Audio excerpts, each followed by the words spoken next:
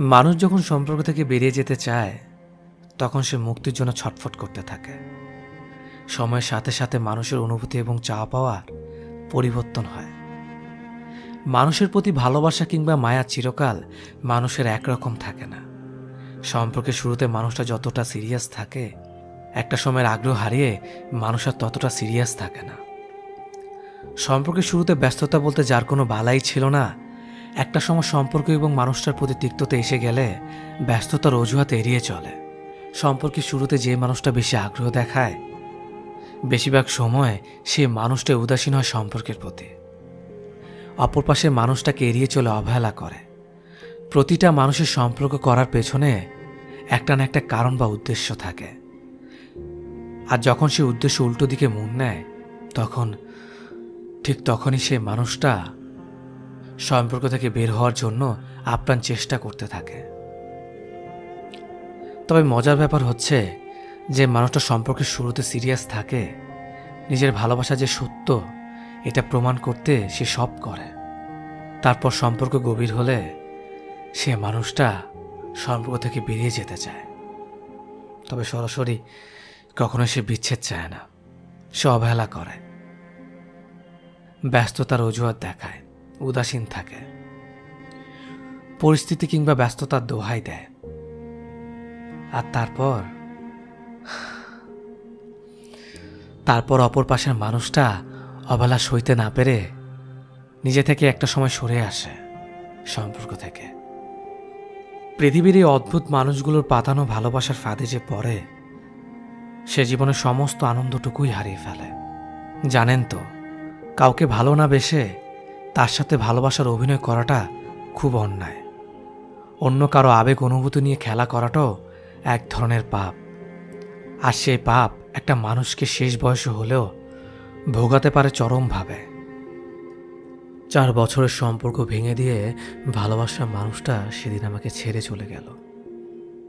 বিশ্বাস করুন, আমি প্রচুর কেঁদেছিলাম। বেঁচে থাকার সবটুকু স্বাদ শেষ হয়ে গিয়েছিল। আমি অনেক ভেঙে পড়েছিলাম। অনেকবার আত্মহত্যাকে মুক্তির পথ ভেবে সেই পথ অনেকবার পা বাড়িয়েছিলাম।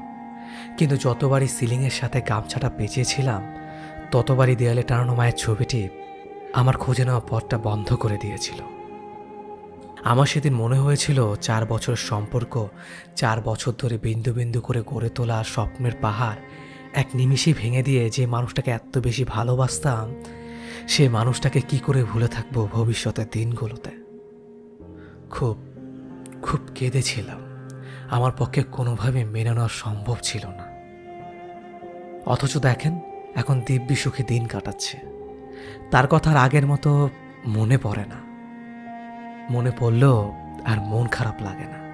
সে আনন্দময় মুহূর্তগুলো বর্তমানকে আর কোনোভাবে প্রবাহিত করে না।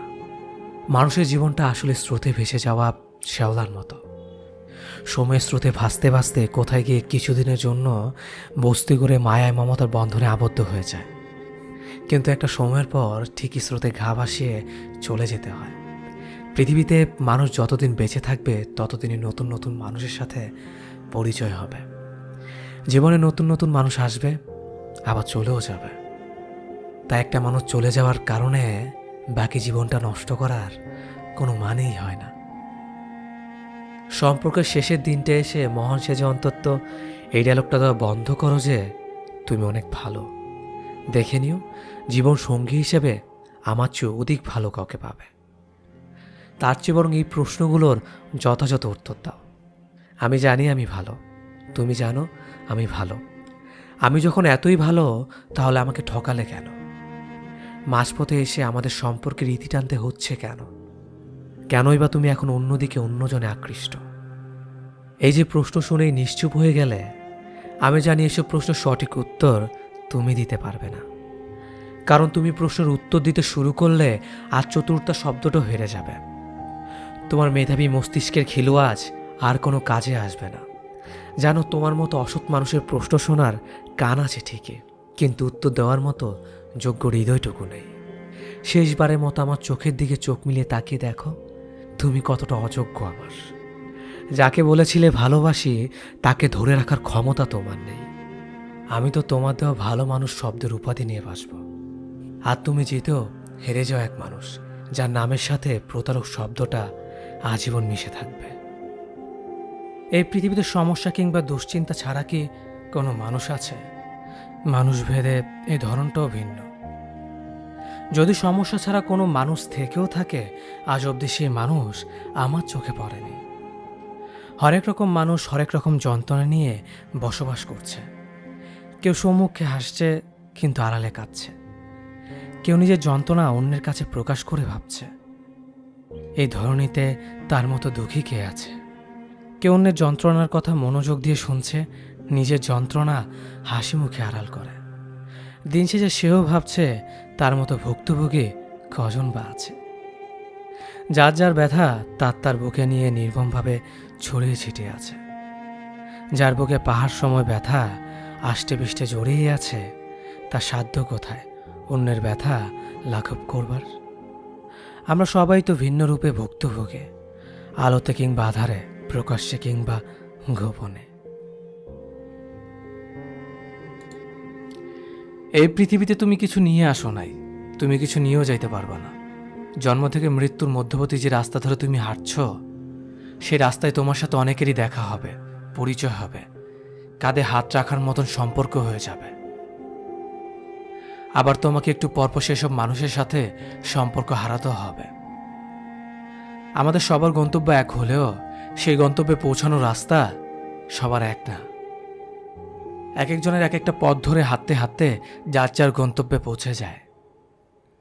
যখন তোমার পাশাপাশি হেঁটে যাওয়া পথিক হুট করে তোমার সাথে হাঁটা বন্ধ করে দিবে, তখন বুঝে নিবা তার গন্তব্যে পৌঁছানোর পথ আর তোমার পথ এক না। জীবন নিয়ে দার্শনিক হওয়া জরুরি না, তবে জীবনের প্রতি সামান্য বোধ থাকা ভালো। যখন একের পর এক মানুষ তোমাকে ছেড়ে যাবে, তখন সেই মানুষ ছেড়ে যাওয়ারে সহজভাবে নাও। মনে রাখো, তুমি নিজেও সবাইয়ের সাথে নিয়ে গন্তব্যে পৌঁছাইবা না, বরং গন্তব্যে পৌঁছানোর জন্য তুমি অনেকেরই ছাইরা যাইতে বাধ্য হইবা। অনেকেরই দেখি পাশাপাশি হেঁটে যাওয়ার পথিক হারাইয়া গেলে রাস্তায় দাঁড়িয়ে যায়, অপেক্ষা করে, বারবার পেছনে ফিরে তাকায়। অপেক্ষা করতে করতে যখন দুপুর শেষে সন্ধ্যা হয়ে আসে, তখন অন্ধকার ভয় পায়, ইচ্ছে থাকলেও হাঁটবার সাহস পায় না। এই অন্ধকার পর্যন্ত তুমি কারো জন্য দাঁড়ায়া থাকো না। আলো থাকতে থাকতে বাড়ি ফিরা যাও, গন্তব্যে পৌঁছাও। গন্তব্য পৌঁছানোরই এই জীবনের উদ্দেশ্য। তাতে একা যাওয়ার আর দোকা যাওয়ার ভেতরে এক্সট্রা কোনো বেনিফিট থাকে না। কারো চলে যাওয়াতে পেছনে তাকিয়ে লাভ নেই। পেছনে কেউ নেই। তোমার পাশাপাশি যে ছিল সে নাই, মানে সে পাশের কোনো এক রাস্তা ধরে হাঁটছে। তারও প্রচুর তারা, গন্তব্যে পৌঁছানোর তারা। পথ অতিক্রম করার সময় পথিকের জন্য মায়া কইরো না। পথিক থাকবার জিনিস না, পথিক কেবল যাত্রাপথের সাময়িক এক সঙ্গী। আমাদের সবারই গন্তব্যে পৌঁছাতে হবে, কারোর সাথে কারো পৌঁছানো বাধ্যতামূলক না। জীবন যার যার তার তার। পথে থামো না, হাঁটো।